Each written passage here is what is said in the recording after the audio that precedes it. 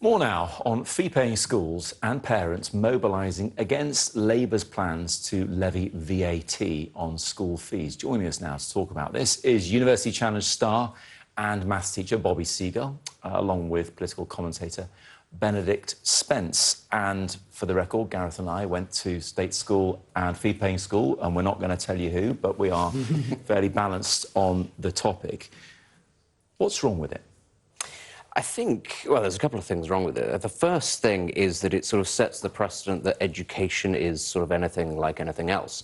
Whereas the reality is that education, where possible, should be made as easy and affordable and accessible for everybody. Now, I don't think anybody would argue... But it is. I don't think anybody would argue that our system is exactly perfect, because actually our state school system is run not unlike our NHS.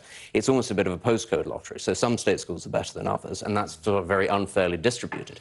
Some children have needs that can't be met by the state system, and that's actually where the private system does come in and do very well. But we're not actually talking about that. We are talking predominantly about the sort of the upper middle classes and the elite who send their children to the sort of the top schools, and that sort of comes with the top education, but also the sort of the top networking opportunities. That's what most people sort of think about when they think about private education, and I think that obviously is where Labour are focusing on this, and this is why it's very popular, because there is that perception that it will tax the richest.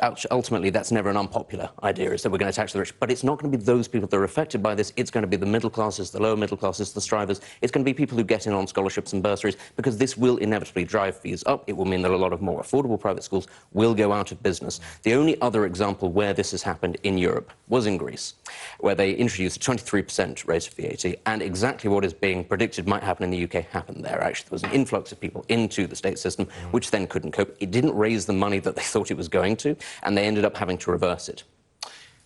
There are 7% of school kids in this country in fee-paying schools versus 93% in state schools. And Labour says it wants to spend more on state schools, hence it's not levying VAT, it's removing the tax break from what are not charities, but they are businesses. Because let's be clear, a lot of private schools, they have offshoots in the Far East, they make a lot of money. So why should they get tax breaks like charities? I mean, they don't run at massive profits like they're some sort of corporation. Actually, that money does get reinvested back into the education. And ultimately, we also have to be aware here that part of the reason why British schools do very well overseas is because of the reputation. Actually, our public school system, as it's known rather than the private school system, is a massive source of soft power in the UK. And if you look actually about around the world, where is it that billionaires from overseas or politicians or anybody actually they desire to send their children to? It's not American schools, it's not Swiss schools, it is predominantly the English public school system and the Scottish private school system. That is a tremendous source of influence, and it's why we're able to open up offshoots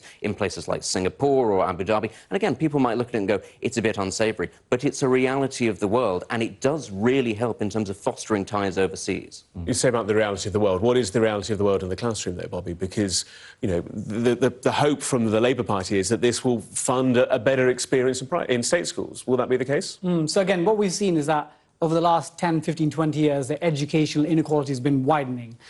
This measure here, I see as a small step in a long journey towards having a more meritocratic society. And again, this debate is not about whether private schools are a good or a bad thing. That's a separate discussion. I think it's more about, do they deserve their VAT exemption? I think what we're saying is, no, they don't deserve that VAT exemption. And again, if you think about what education is for, it's trying to make sure that the UK as a whole has the best quality people, the most enlightened workers, the best output. And if that's going to truly happen, is we need to think about the 93 to 94% of the population of the country. And again, as a teacher, again, I'm someone as a student, I've been to a state school till 16, I grew up in a council estate, but I went to Eton on a scholarship for my last 2 years of A-level. So I've seen the discrepancy in the quality. You're Prime Minister then? Yeah, watch out, Keir Starmer. Not another one. But I've seen the discrepancy in education, and I think it's about trying to make sure that we give opportunities for everyone. And again, what you said to me, Benedict, is the families that are paying maybe £10,000, £15,000, those ones that will get most penalised, not the ones going to Eton. But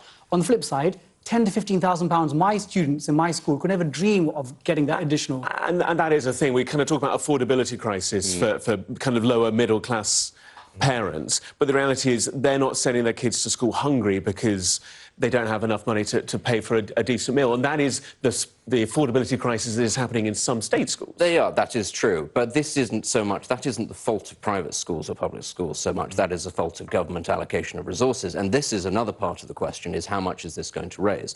Because, of course, you have different competing think tanks and different politicians. Anywhere between 1.5 and 2.5 billion. No, that's what some people are saying, and other people are saying that it could cost up to 1.6 billion. And that is Institute of Fiscal Studies, and most people agree they're reasonably independent. Yeah. And one argument I've seen, Benedict, is people say, oh, if we, remove the exemption from VAT, we're going to get a flock of people from the private to the state sector. IFS is saying somewhere between 3 and 7%. Yeah, over several years.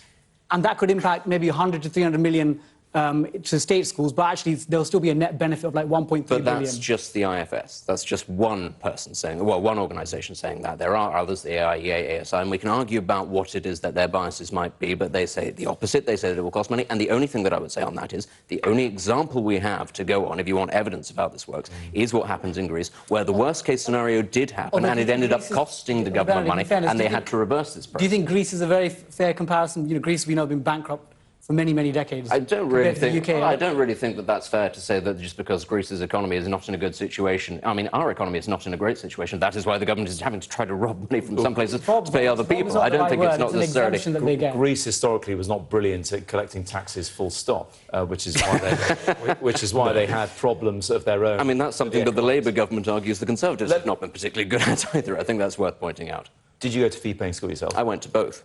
Does this feel like the politics of envy? Because that's what a lot of people with a background like yours think Labour are doing. I think that the way that they are selling it is to try and make it as though it is the politics of envy. I'm not sure that it is. I think if this were truly about the politics of envy, Labour would be a lot more sort of naked in their own mesh and say, we're just going to get rid of private schools. And I actually, in some ways, I'd respect that more than a policy that may or may not raise a very small amount and widen the inequality between the middle classes and the super rich, for whom this is not going to affect at all. Schools could absorb the VAT. They don't have to pass it on to parents. But I want to finish, Bobby, on this wider issue of fairness and representation. Two-thirds of the cabinet went to fee-paying school. More than half the judiciary went to fee-paying school. Half of diplomats went to fee-paying school.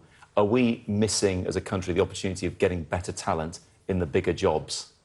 I think completely. Again, a phrase I always tell my students and other teachers is, talent is equally distributed, but in this country, opportunity is not equally distributed. And again, if we're trying to get the best from all the talent in the UK, whether they're from private or independent or state schools, we need to make sure that opportunity is really spread. And currently, the way the country works, sadly, is that 7% of the population get the majority of the benefits of this country. Benedict, we are out of time, Benedict. So it's a bit to see me. I know, I can see Benedict. That's all right, all right. I can tell. Appreciate you both coming in and talking about that. A heated debate, no doubt, and one will continue whatever happens on Thursday.